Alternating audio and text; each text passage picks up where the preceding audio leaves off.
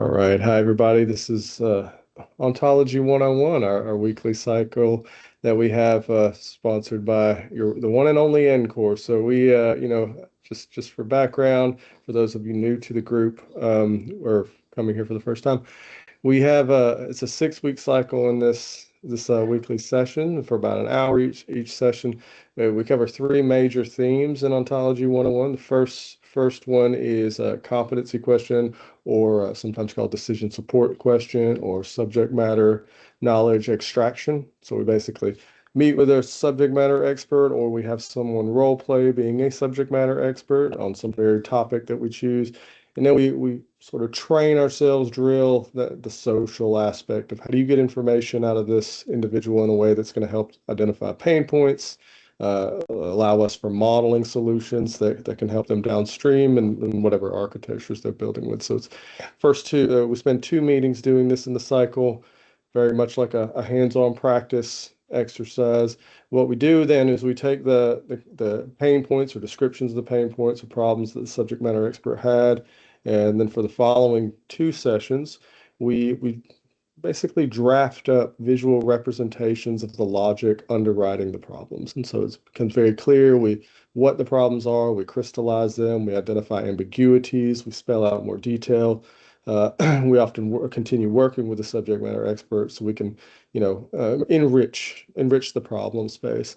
Following that, there are 2 sessions that are devoted to building an actual ontology we've been using the Protégé editor, although as we get there, you'll hear that I hate it. So, but nevertheless, it is a useful tool for teaching people how to visualize the step from that like kind of design pattern move into that ontology itself with all the logic built around it. You can run reasoners, you can do Sparkle querying against it and whatnot too. So we have that pipeline, 2 sessions each on those 3 themes, and then we run the cycle again. And then subsequent groups will work on more sophisticated tasking, but this is kind of the intro one. So I know we had a couple of meetings prior. I wasn't able to attend, so technically, if I'm understanding correctly, we are about in the third meeting, and so we should be doing some, design pattern construction. But I want to suspect I, you guys will be I okay I with thought this. this was only the second. Oh, sorry. Even Go ahead. better, even better, because I want to throw a little bit of a monkey wrench in here, and not just because I haven't slept all night, but I've invited Daniel here. So Daniel and I were at NIST. Olivia was as well. So we were at NIST in Gaithersburg the past couple of days, talking about supply chain, blah blah blah, um, and we discussed smart contracts among other things. Daniel, in these conversations, I've been displayed a very interesting set of problems, very interesting, rich problem space. I thought it would be useful for us to work through in talking about that, the same cycle, subject matter expertise, knowledge extraction, like picking up, and we'll have a subject matter expert right here. So I would like to, unless there are objections, and I suspect there won't be, start this cycle here with Daniel, help him identify the problems, get the information out of him. We'll work through the visualization and the ontology construction over the next 6 meetings. So, and if you want some more enticement, Daniel, why don't you tell us about the problem space? Because if I suspect these folks Sure. will be just as intrigued as I am. Sure. Well, thank you so much for this opportunity. As I've been in the international trade business for about a decade now, and I previously was based in China, so I know a lot about the China-based supply chain. And my particular focus is on critical nutrients. So this is vitamins, amino acids, minerals, prebiotics, probiotics. About 70% of these ingredients, like if you take dietary supplements, for example, 70% of those ingredients are being sourced from China right now. US consumers have no idea about that. There are all sorts of issues within the supply chain. The supply chain, you could basically say, is not compliant. So there's something called the Food Safety Modernization Act that requires US manufacturers to verify, like basically in terms of provenance, who is the actual manufacturer of record. What happens in reality is that there are so many intermediaries and brokers that obfuscate the supply chain, and they will actually take these ingredients, say that they have a warehouse in China, or actually sometimes they transship them to Thailand or Vietnam to get around tariffs. And they will then reissue certificates of analysis, basically saying that they are the primary manufacturer, which just is simply not true. A lot of these companies don't even have manufacturing facilities, but the problem is US companies have no way to verify in the Chinese ecosystem, basically, who are the legitimate suppliers, who are not the legitimate suppliers. And so what we have been working on, and just really quickly, one caveat is I also, over the past 5 years, worked with the International Trade Administration on a grant program where I was the PI, and that was really focused on US exports to China. So I also learned a lot about customs interfaces, compliance systems within the Chinese system, which is actually much more advanced than our system, because the Chinese customs authorities can basically just declare new status changes. Okay, these are the new regulatory requirements. If you're going to export to China, you have to conform to these standards, and that's that. If you can't conform, then you're locked out. Unfortunately for us in the US, it's very hard to implement a similar type kind of requirement or quality protocol, because there's really no oversight in China. FDA has a office in the Beijing embassy.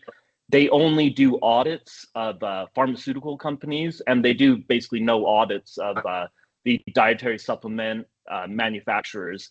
And so what we have begun to develop with many kind of institutional partners is a new compliance framework based in free or foreign trade zones here in the US.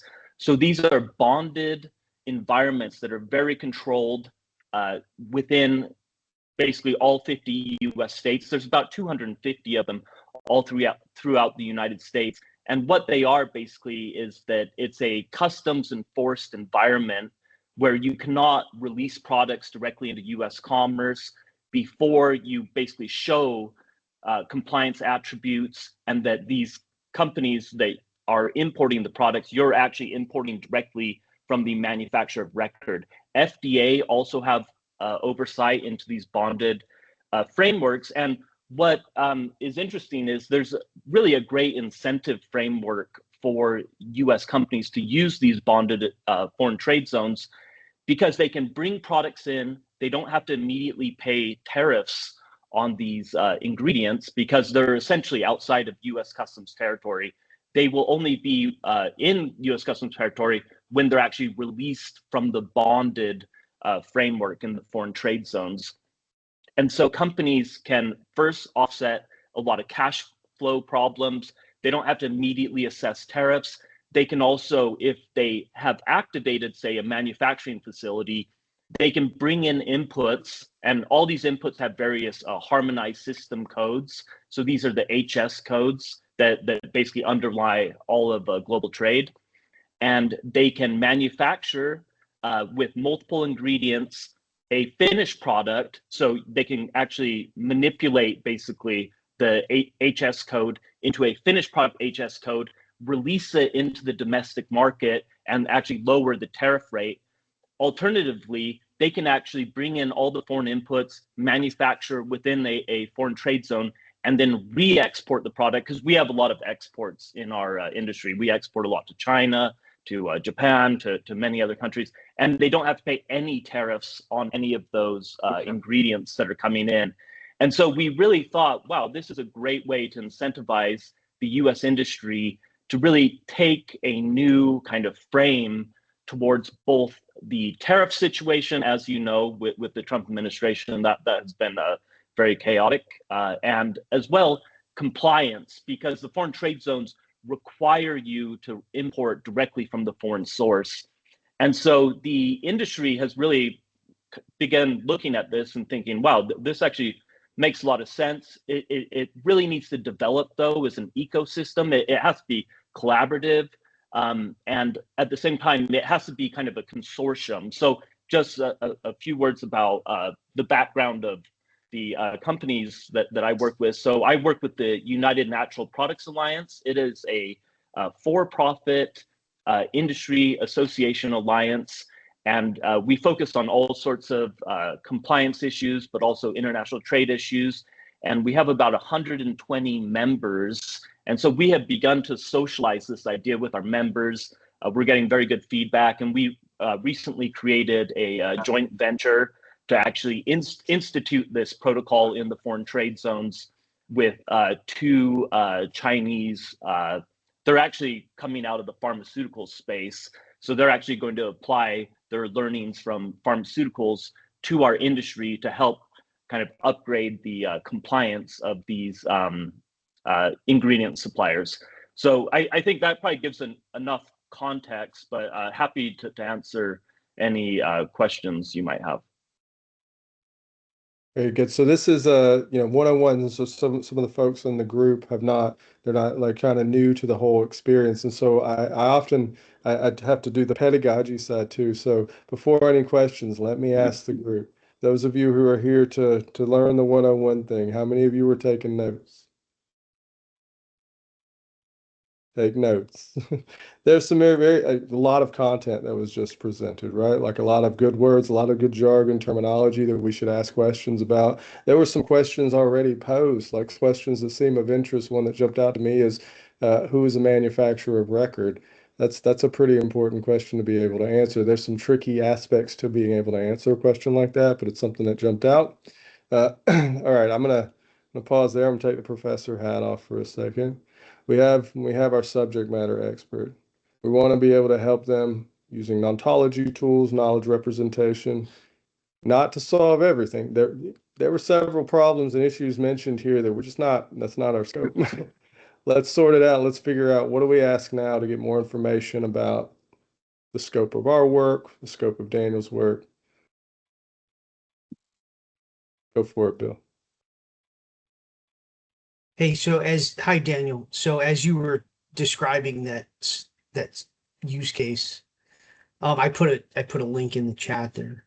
So this is more of a comment than a question. So similar use case, analogous use case where the government has trusted vendors and they have to comply with the regulations, and when they're manufacturing, in this case, it was the ejection seats from those very expensive airplanes. And you get down to the subcontractor level, where they make parts for the ejection seats. The problem in that use case was, I'll talk about disambiguation here in a second. The problem with that use case was the subcontractors were outsourcing the microelectronics, and there was no way to know that. Mm-hmm. And so in our ontology, what we did is we built out the ontology, and then it went out to these subcontractors, to these very small electronic parts. They were counterfeit, so they weren't lined up. They weren't functioning properly. Ejection seat didn't work, killed the pilot. Of course, Department of Defense says, oh, it was pilot error. It absolutely was not pilot error. But what we showed was a gap through the ontology and the disambiguation process. We showed a huge gap in the DoD knowledge sphere. Like, who's making these microelectronics? Nobody knows. It's sub to the subcontractor, but they're in turn subbing it to another subcontractor that's in China. And the stuff's not working. So the point was not in this case that we had, was the ontology showed where we had a gap in our knowledge, right?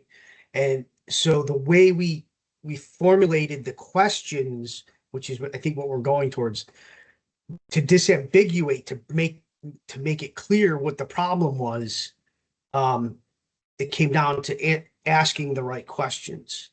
So I'll leave it there. That was, I guess that was more of a comment than a question. But Daniel, that sounds like it's a similar problem. Yeah, I think so. Yeah. I do want to just add on to Bill, and this is just for, like, kind of where we're headed when we work in this group. So we do have like a methodology for systematically disambiguating like the information. So we don't have to like traditionally it's been you think really hard and you figure out where the gaps are.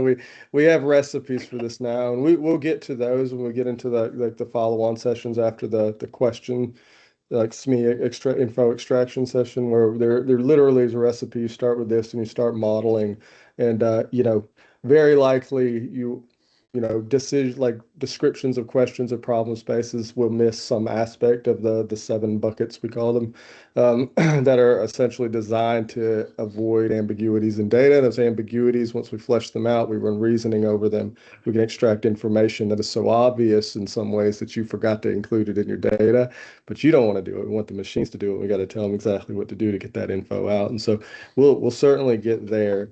I just didn't want you to think we'll spend a lot of time just thinking really hard. We algorithmize this. That's not a word. I haven't slept. We've algorithmatized this to some extent. I do want to now, if it's okay, point to Sam. So Sam put a question in the chat. I think it'd be useful to unpack if you don't mind. Yeah, sure. So how does FTZ eliminate the problem with identifying the true source of a particular ingredient? So this is where, so we are actually going to be in control of this foreign trade zone bonded warehouse. So we will actually be onboarding suppliers, and we will have compliance requirements for these suppliers. So the compliance requirements, just to outline those really quickly, the regulatory requirements are the Food Safety Modernization Act. So that will be one thing that the companies will need to comply with. Another are the federal auditing regulations. So that is 21 CFR 111 and 117. So those are all the hazard controls, food safety controls, and the 111 is actually the GMP auditing standard. And we will work, so within our alliance framework, we work with a lot of the third-party laboratory groups and auditing groups. So a lot of them you may or may not know, but there's, for example, US Pharmacopoeia, NSF, Eurofins, SGS. A lot of them are actually big European laboratory groups.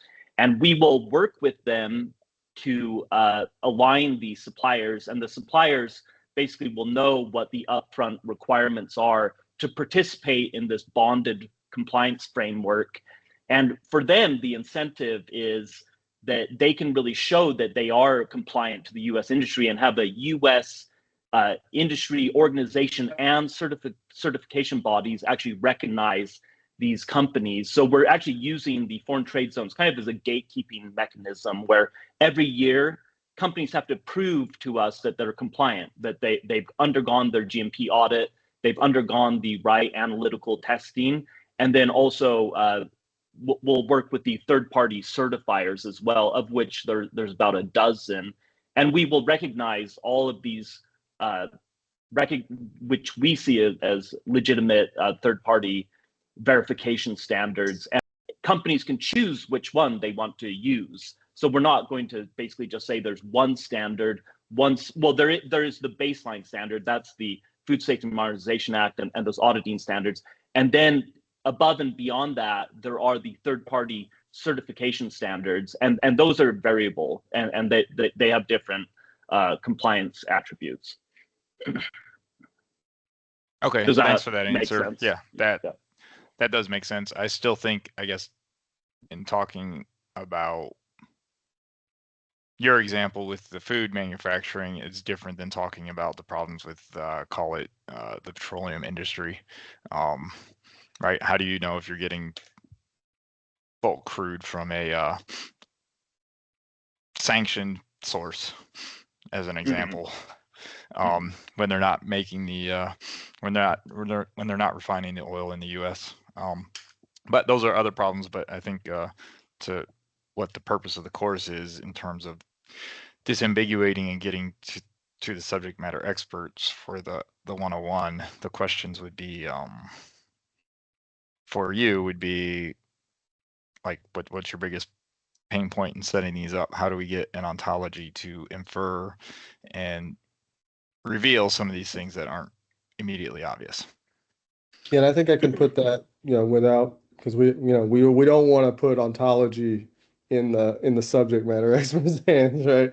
Yeah. So we kind of want to meet them where they are. And so another way of putting this is, if I were thinking of this, when I think of pain points, if I'm tracking the case correctly, I often think in terms of manual labor. It's like, what sort of data coordination do you anticipate having to do by hand because of the current tooling, the current standardization or lack thereof, the current databases that you're using? So it's you often a good first place to start, because typically we can automate a lot of that, and sometimes in an obvious way. So So you're basically asking me how are we actually going to implement this from kind of just a prototype standard, basically? Because basically the way we're framing this to the industry, this is a pilot program. So we're actually really not telling the industry, okay, this is exactly what we're doing. We want to make this a constructive effort amongst multiple parties. And so, a lot of this coordination is between myself, because I'm kind of representing the US industry. I have joint venture partners in China. They're actually going to lead the onboarding of the Chinese manufacturers, talk to them about the compliance requirements. Then they will have to then go and interface with the auditing partners, the analytical laboratories, and all of that messaging and data. I mean, that's just going to be like in emails and basically just stored on our hard drives or in the cloud. And that's where, this exercise is actually going to, I think, prove to be quite useful. Is we really need to build this framework and see a very clear logical picture of basically all the processes. And so, yeah, I don't know if that answers your question. No, that absolutely does. So this is very useful. So what we've done now, we've identified, and I mean, Daniel's even using terminology like processes, which we're very familiar with, identified some direction for us to continue in our questioning, right? Like there are going to be some core logic. There's going to be some core logic that we can pull across these threads, right? It's a complicated picture, but this is what we do, right? And so now the questions I suggest, before going over to Olivia, who's been very patient, the questions may be geared towards identifying that common logic through this picture. That may require us to ask more questions, get more clarity on the details of that picture. I suspect it will. And as we discuss more, the logic will come out. But before then, Olivia. Just check. Yes, something I also mentioned to Daniel when one was talking about detecting levels, detecting oil types. A lot of stuff that comes out of the ground, whether it's diamonds, whatever minerals, oil, they all have signatures. Wherever you are in the world, the soil is different. So there are experts out there that know where oil is from. Now, what they decide to do about that is a different operational political thing. But from a scientific point of view, you can find out what that is or know it, and experts and will know that. I mentioned to Daniel the Kimberley process is like a blockchain way to verify the provenance of diamonds to see if they are coming from conflict zones or not. So it's kind of it's a closed ecosystem, and that way they can better track where diamonds are coming from. Anyway, I just mentioned that so you got your SMEs as subject matter experts to bring in at certain points. Yeah, very good. Can I ask then, so Daniel, so that kind of like process workflow, like what's the simplest version of that picture that you can provide from like cradle to gate, like success, like the good case? What do you have? So it would basically be so. I'll just give an example. We're working with a phosphatidylserine supplier. It's for brain health, like and stress relief. A pretty complicated and expensive ingredient, and so we're currently onboarding this company. We have introduced them to U.S. Pharmacopoeia, which is the certification body that also does the quality testing and GMP auditing. And they will take, this process actually will be like a 6-month process to get them up to spec. They have to meet the requirements. They will have to be actually physically audited in China. And so after that role is performed, and actually we will, because they're already compliant at the base level. So let me go back one step. They're already compliant at the base level because they're currently being audited by a third-party group called the SGS out of Switzerland. But we want to get them at an even higher level, as this is kind of the pilot program. So that's why we've now introduced them to US Pharmacopoeia. So they need to undergo the US Pharmacopoeia certification work, the analytical testing work, and then begin to import those ingredients under that quality framework into the foreign trade zone bonded warehouse.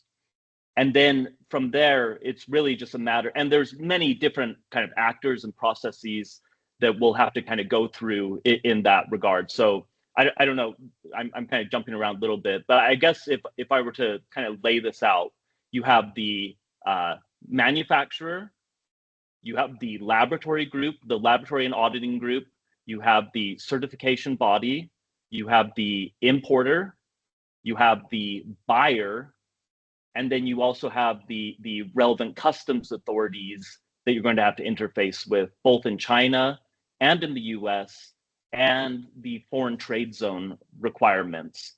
So that's kind of like the general scope of the actors, I guess I would say. Good. Yeah, Bill, go ahead. Yeah, so that kind of gave an overall, we call it boiling the ocean. You've got this domain.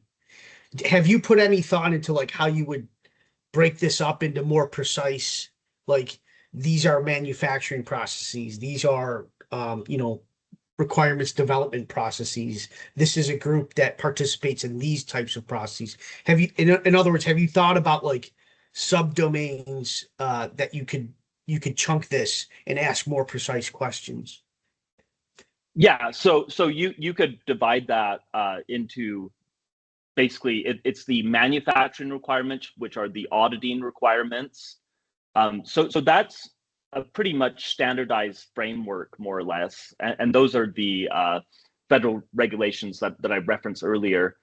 And then you have the analytical testing, which actually gets very complicated. And I'm not a subject matter expert in analytical testing, but actually I could invite subject matter experts to discuss this with us. And actually I was thinking on the next call, I would like to have 2 of my colleagues join because they could also give other insight. So one of my colleagues is actually an ingredient company that's one of the joint venture companies in China. So they know all the manufacturing processes, they know the analytical testing processes. And so they could really help us to fragment and kind of break that down much better than I can. I'm really kind of the general manager in the scope of this work. Yeah.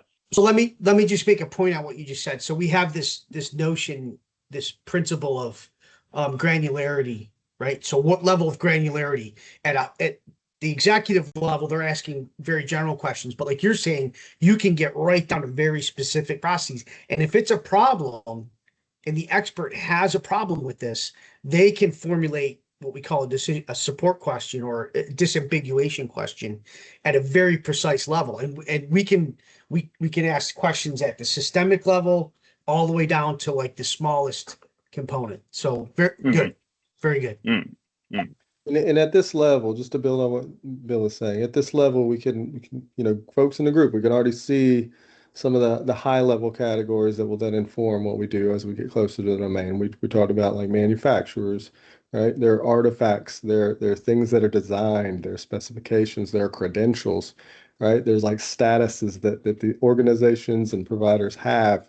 If you're familiar with the space in which we work, there are things like credential ontologies out there that we play with, right? So that things that we could leverage and inform this conversation by if we have familiarity with them. One thing that's jumped out to me when working in supply chain with various groups is something that's actually missing, but likely relevant, especially if you're approaching this from like a legal and compliance standpoint, is a corporate ontology or an ontology of different types of corporations, because these different structures look different in different locales and whatnot. And it can get quite complicated if you're trying to track who owns what where. Yeah, legally, you need to have representation for that. But I'll pause there. Sam, you're patiently waiting as usual. What's up? I was just gonna, get into the competency questions. I was gonna ask Daniel, what are your like 3 or 4 biggest pain points in trying to do all this in terms of linking up operations and data? Because I think that would be very revealing and help build out the Yeah. a framework. I would say my biggest pain point is I have to know a little bit about everything, and I'm kind of in the middle of kind of all of these various actors, and so I have enough competence where I know what their role is in the larger schema, but we have to get down to the granular level with a lot of these actors. So for example, with the manufacturers, so it's basically, you have your product, the product lot, the product batch, all the sequencing of how that's done. You have the HS codes, the laboratory results, which would include the purity, contamination, potency. So all of these metrics we need to kind of aggregate. And there's also privacy issues though too, because a lot of these companies do not want. I would say privacy is going to be one of the biggest pain points, and that's where in the beginning, the suppliers and buyers in the pilot program, I think will trust that, okay, this is a network of trusted parties working together. But as we try to scale this program, there's no way that we as kind of the consortium kind of local focus, we can't just aggregate all the data and know exactly, okay, which contract manufacturer here in the US is buying how much ingredients from the supplier in China. They don't want us to know the volume potentially, so that then we can kind of estimate, okay, so how much, is this US contract manufacturer actually doing in revenue? And, because we could extrapolate from that data. So I think a lot of the US manufacturers, which are pretty kind of closed off in some ways, that they don't like talking too much about their internal processes and their internal problems, but we know some of their internal problems. So for example, they get product or ingredients in this case that are not matching specifications. They put it into their manufacturing, and the whole manufacturing line will go down because they can't get the right formulation or the right kind of powder consistency. And then they'll have to basically take everything out, clean everything. The lead times get all screwed up. So there are so many different problems that the various actors within the supply chain have to deal with, that we really have to look at each individual actor, because I've already kind of described the from the high level who the actors are, but then we need to go actor by actor and just kind of break it down. And I can't break all of that down myself, but we will have to invite people and people who we work with, who we trust, that to help us break that down together. Yeah, so I think what I heard you, so in terms of just data sources, etc., sounds like you need a way to match up the Chinese type structure to the US type structure in terms of standards, certifications, quality control measures. You got access to problematic, I guess I call it problem sources that say, hey, what's the who are the problematic, or what's the sources of problems? Do you have data sources for that as well?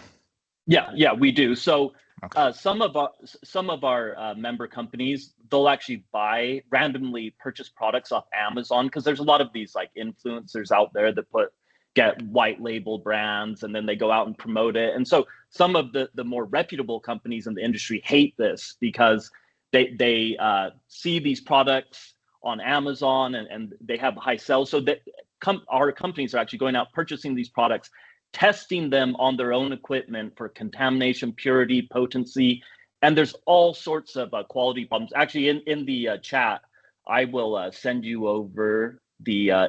This is from Now Foods. It's a very big brand, but they're one of the ones that are testing these products, and so they have data on all of the problems with products on Amazon, whether they're matching their potency claims. So on the label claims that they're claiming there's whatever 500 milligrams of ginkgo in it, so they'll test it, and then maybe there's only 200 milligrams, and so there's dilution, there's spiking of ingredients to show more potency, but that's through chemical synthesis and formulation, which is adulteration basically. So let me find, I'm just on the website right now, hold on. Oh, here it is. Okay, I will send this into the chat. So this is the work that they've been doing, and you can take a look, and there's a whole group of products there where they've been testing and then showing the results, and basically just kind of displaying the overall problem in the supply chain. Okay, no, that's helpful. I think so. I think your biggest problem is trying to aggregate and get the relevant information, matching, as I said, the manufacturers. I guess the one thing that we missed was, or maybe if you could elaborate on, is any standards or bodies for specific general quality standards, like a protein powder versus a liquid supplement, right? Because those are going to be very different quality control type things. Is there categorization type sources for that data too? Or types Yes. of supplements? Yeah. So if we look at the various kind of delivery formats, there are various specifications and quality standards, how you're going to test for that, how you're going to test, first of all, in terms of the analytical procedures, but then at the same time on the certification body level, US Pharmacopoeia, which is kind of they set all the standards for pharma. They also set standards for our industry as well, and they produce the monographs. So the monographs are the standards that are used when referencing. So when analytical laboratories test products, they will use a USP monograph and basically compare them to make sure that they're in conformity with the monograph. But at the same time, not everybody uses USP monographs because it's expensive and the kind of requirement level is particularly high. So a lot of companies then will go to other certification standards. So NSF, not the National Science Foundation, there's another NSF that does a lot of testing. They have their own standards. For example, NSF certified for sport. So they do a lot of the protein powders, creatine, all sorts of, basically NSF certified for sport is meant for Olympic athletes that if they take supplements when they're training, that when they go to compete, that they won't be found to be taking illegal substances, basically, which has been a problem in the past. So there's those certifications. There's certifications for non-GMO. There's certifications for organic. So it's a pretty wide range. And so we also need to kind of break down kind of the certification bodies, what they're covering, what aspects of ingredients and formulations. And so that's another thing that would be great to kind of formalize and represent it visually in the way that John has been talking about. So yeah, okay, so I think that's great that answers it. So I think if in ontology we're able to produce a way for the analyst to say, hey, this batch of protein powder tested, and when you compare it it fell in this range for the US Pharmaca, the monograph standards versus the NSF standards, to be able to get those kind of matched up for the analysts to say, okay, hey, let's I think we need to right, one manufacturer is within, you know, acceptable tolerance, and then hey, we need to take a look at what this other manufacturer is doing. I think that would be very valuable to you. Yeah. Yes. Okay. And then just from yesterday, just a few other thoughts, is, you know, kind of quantifying some of the metrics, like the measurable outcomes of this program. So it's basically, are we reducing, through these quality standards, are we reducing adverse events? Meaning, you know, somebody takes something, they get sick, they report it. There are adverse event reporting systems out there, but we would actually like to integrate an adverse event reporting system within this bonded supply chain framework. And then also, because right now within the supply chain, companies in China many times have some of their own laboratory equipment. They will test the ingredients, they will issue a certificate of analysis. At the same time, once those ingredients reach the US market, US manufacturers do not trust the integrity of the laboratories, the in-house laboratories of these manufacturers. So then they have to actually retest some of these ingredients on their in-house equipment if they have it, or outsource it to a third party.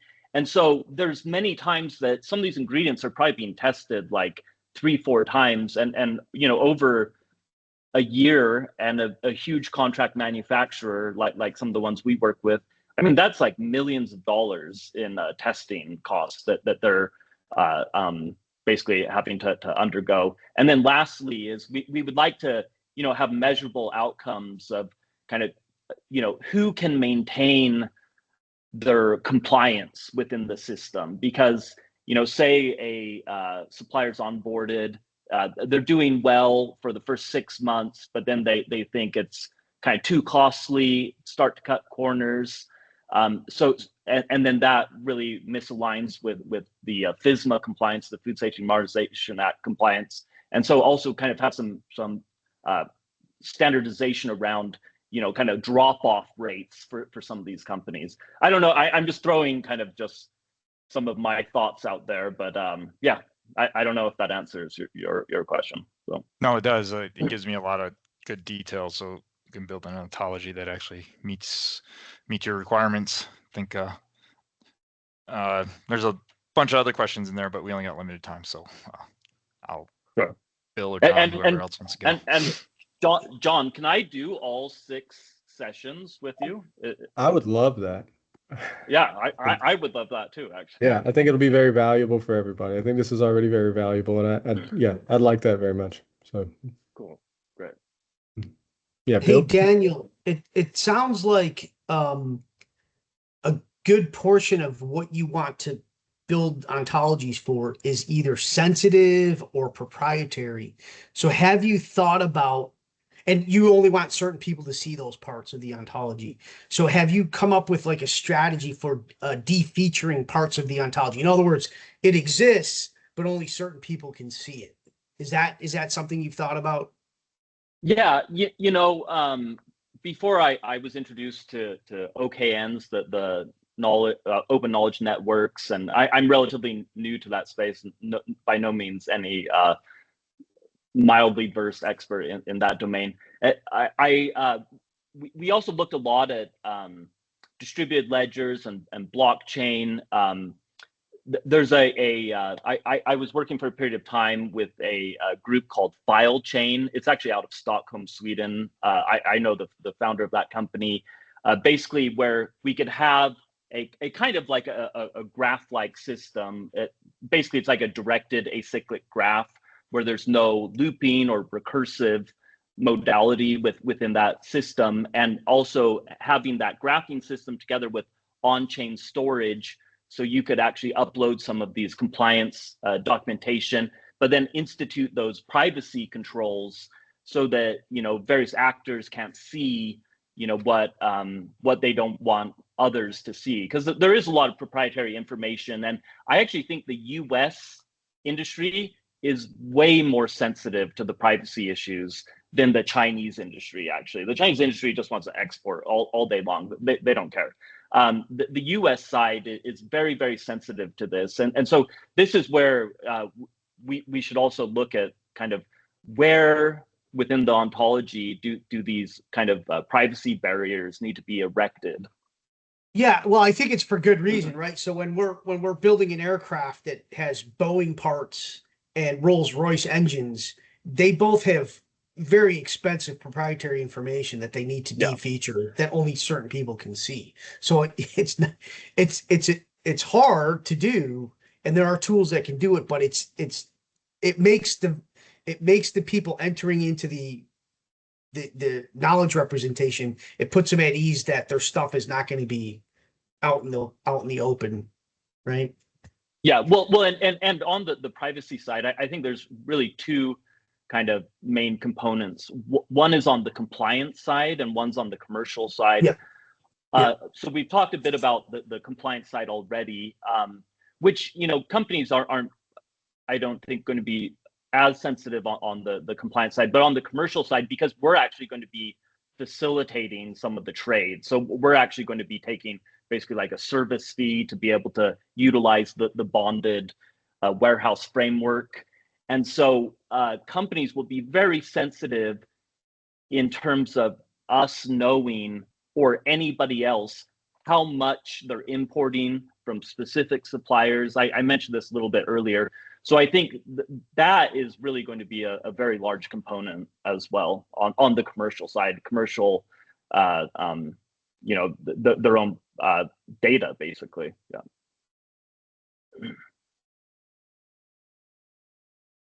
Go ahead, Olivia. Yes, I just want to add, maybe there's some, the chemical industry will have experience of how to have so-called managed access to their processes and ingredients. And this was as a result of, there's the so-called Chemical Weapons Convention. And so companies are subject to inspections. And I have to look it up and see. I can find more about that. But they of course have sensitive areas, and so there are ways to, they'll put a sheet over a particular computer, or you can't go into that door, but you can see the piping going from one place to the other. So there are different ways to help with that. So that's one source of how you do that. Okay. And we have ways within our, like the community here, some that Bill was alluding to, like some standardized ways for representing and complementing role-based access. So even within a graph, or instead of using triples, we might use quads or something, or have like annotations for specific markings that can be picked up by, whatever role-based technology you're using. So we work a lot with the IC and the DOW. So this is often something we have to deal with, and so there's some kind of off-the-shelf strategies that we could help with on that. Right. Yeah. Okay. What are triples and quads? So triples are like kind of the baseline for ontology development. We'll say, for lack of a better term, is a triple structure. So it's a subject, predicate, object. So it's kind of like minimal semantics, and then on top of that, there are other kind of expansions or extensions. A quad would be essentially an additional node there that can kind of add like more of a context for the triples. And in that space, you'd see something like, a classified environment for this set of triples. Whereas an alternative might be you could just have a bunch of triples, one of which is this is secret information.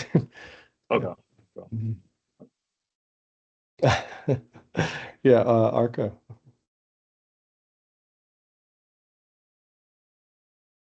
Maybe advanced topics in ontology development is the right name for this. I feel like we're keeping it at the 101. Yeah, no, it's good. I just explained what triple was. Like, I feel like this is the right appropriate level. Yeah. Hey, Arco, you got your hand up? Yeah. So I was trying to ask some question on the operational side. Yeah.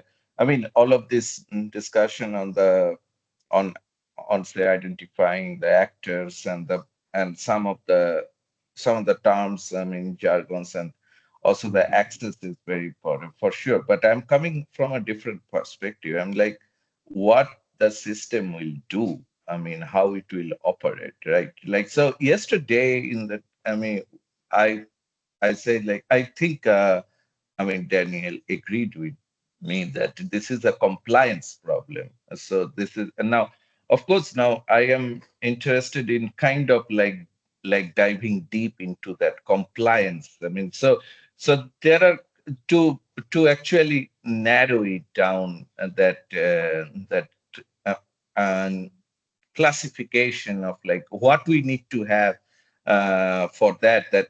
Okay, so one is that the compliance, there is a compliance method, and that we do not know yet. That's what, like, say, for example, you can integrate all the data, and then it's like the compliance is now comes down to just data matching, or say, I mean, comparing data, right? I mean, but then the compliance can also be thought as a workflow. Like, as you were saying, I kind of like thinking like, okay, so it's not a one-step matching. I mean, of course, you have to do something and go to some other party, get some data, do something else like that. I mean, and then maybe it can be also a negotiation, like where there are certain policy and protocols. I mean, so that I believe that is very important to know. But then that also brings to this, like, the latest discussion on the access to that. I mean, the system is. I mean, uh, of course, we need to access a lot of third-party data, but then third-party data are behind some wall which can be only accessed through APIs, and they have their security measurement on that API stack, right? And this is very common practice. I do not know whether we have to, right away jump into creating all sort of taxonomy of like domain and all of it. What we need to do is that we need to find this atomic comparison or compliance pattern. Say, okay, so it's like your measurement on this range or some probability, it is yes or no, or say your probability was like 30% accepted, something like that. There are many patterns like that. So those modeling those will be very interesting. Then those works like a template, and then we get data from different parties, and you write the specific rule for a certain cases automatically using those like template axiom, you can say, right?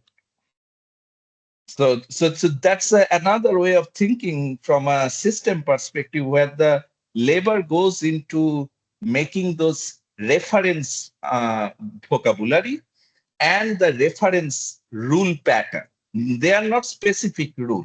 They will be specific when they are translated with the domain vocabulary. Yeah. So I think these are actually complementary strategies. So the way I think of the project as we're pursuing in the 101 is very much in line with that. So, a lot of the stuff that we're talking about with the compliance, we might not even need like robust, rich axiomizations. Part of this exercise is figuring out what kind of information could be benefited from a richer axiomatization.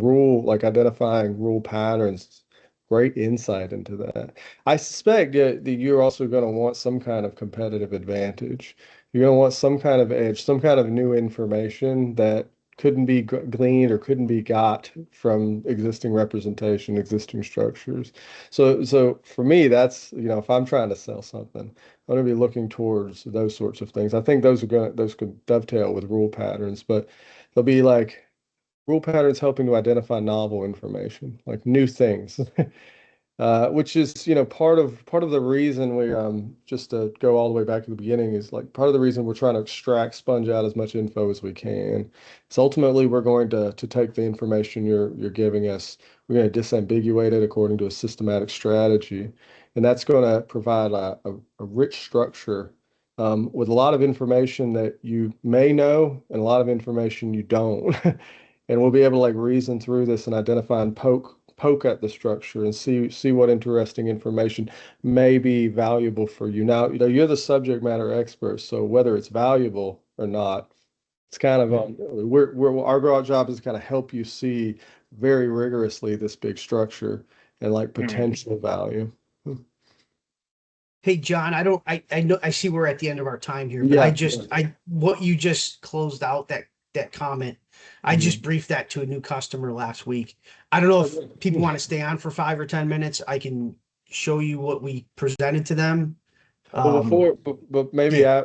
before, but so I just want Yeah. to pause because we only have 3 minutes, and I want to, so Daniel's been chatting a lot. Really appreciate it. Looking forward to seeing Daniel and presumably other folks next Wednesday.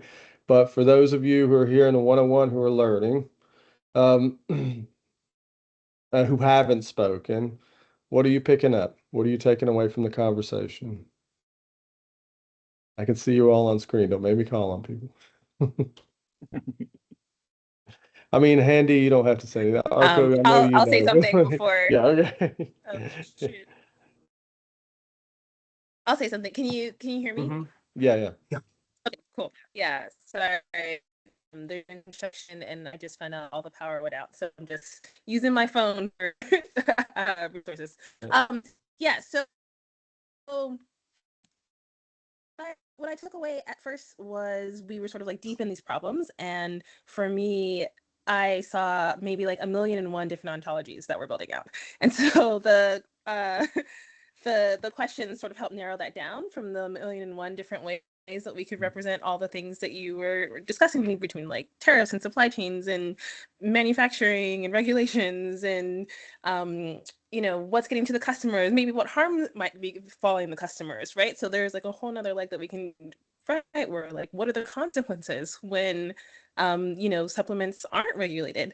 And then I think I had like a big picture where I needed to know what you did. And so when John put up something about I guess like it's a slide deck that showed like what your job was, I think that helped me know what questions were going to be most useful, and then coming down to narrow that down where it really is that you're sort of like the center point of multiple entities.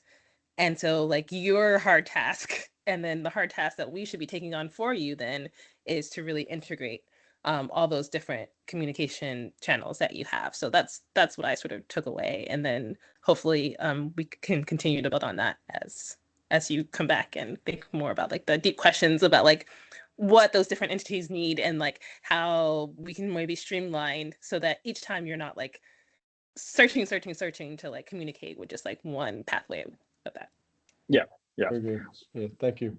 So I just to close that, so for those of you who, because we're at the top of the hour, for those of you who didn't get a chance to share what you're picking up, hop over to the Slack. Just feel free to post in the 101 channel. I do want to just highlight, picking up on a recent comment. So you'll note I was dropping information, at least some information in the chat here. Research. I always research when I'm talking to a SME. I'm always Googling what they're talking about, right? And I'm like trying to find information, maybe a talk they've given. I look the person up, I get a profile, I like pull that. We research a lot. And so it'll help us build a bigger picture of like epistemic profile of the individual. We can ask more informed questions about what they're doing. Daniel, I would like to, before the next meeting, if you have a minute, maybe hop on the phone. We debrief a little and prepare for us so we can make the most use or the best use of your time. So I know you're busy. I don't want to take up too much of it. So maybe we can plan a little bit more before we get there, and then I'll give some more guidance than I typically do for the next session to the 101. So we're kind of all set up for dovetailing success. Does that sound good, guys? Yeah, that sounds great. And also, if you want some more information about my background, it's better to search for me in Chinese, actually, because there's tons of information about me in China. Because I speak at tons of events. I've done tons of work in China. So if you want some of that more metadata about myself, you probably need to go to like Baidu and kind of look up. And you can use AI to translate from Chinese. So. I did type your name in and then China after it, and that's how I got all that info. Okay. So, Okay. yeah. That's good. That's But good, straight from the horse's mouth. Well, everybody, thank you so much for joining us. We'll see you next week, same time, same bat channel. Hop over to the Slack if you have any questions, comments, feedback, concerns, etc. I look forward to seeing you. Sorry, Sana, you got here right as we're leaving, man. It's good to see you, though. Love that hat. Bye, guys. All right. See you. Bye. Thank you. Yeah. Thank you.